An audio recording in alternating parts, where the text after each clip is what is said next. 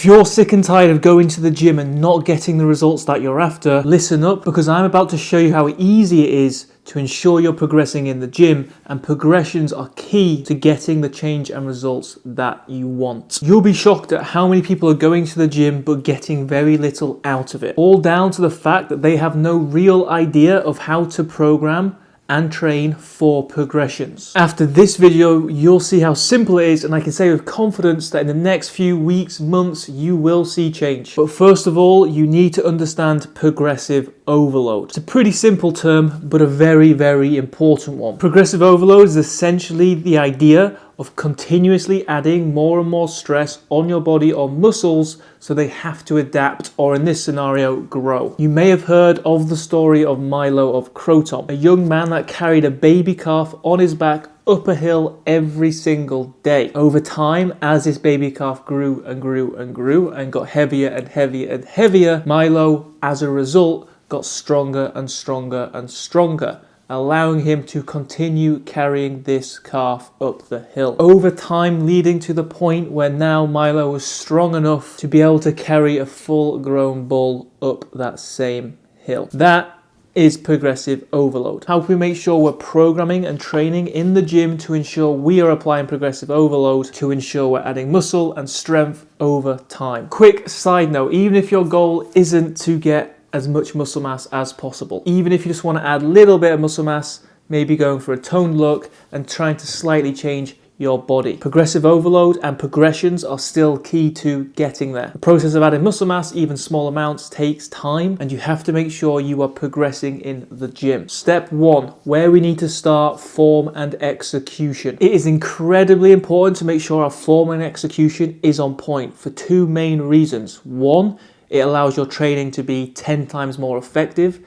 and two, it means you're staying safe and healthy. The worst case scenario for anyone trying to make progressions in the gym is getting injured, and therefore the consistency is just not there because you can't train. No consistency, no progress. I can't tell you the amount of times I've seen people train with terrible form, which is just leaving so much progressions on the table. Good form and execution looks like good range of motion in all movements, good control, and good intensity. Now, if you're unsure of your form and execution, get someone to look at it. Get someone who knows what they're doing, not just your mate who goes to the gym. Because as we progress our training, which we're about to go on to, it is incredibly important that our form and execution stays consistent and we don't sacrifice that for the sake of more weights or reps. Before I move on to step number 2, if right now you're sat here and you are completely clueless about what to do in the gym and you would like some sort of structure to your sessions, then grab the link in the description below and I've got you some free full body workout templates. Step 2 is the rep and weights process. The reps and weights formula for progressions is a very much linear idea. Linear being that the progressions are continuous. Now, this won't always be possible and we'll touch on that in a minute, but this is the first initial process I want you to focus on.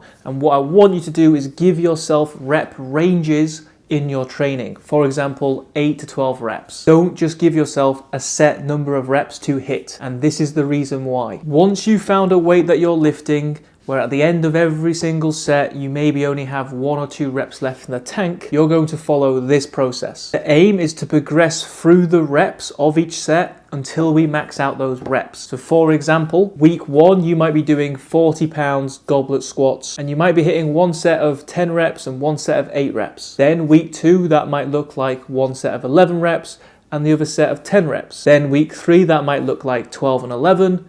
And then week 4, that might look like 12 and 12. Once we've maxed out those reps for each set, we're then going to make small increases to the weight that we are shifting. So maybe we go from 40 pounds now to 45 pounds.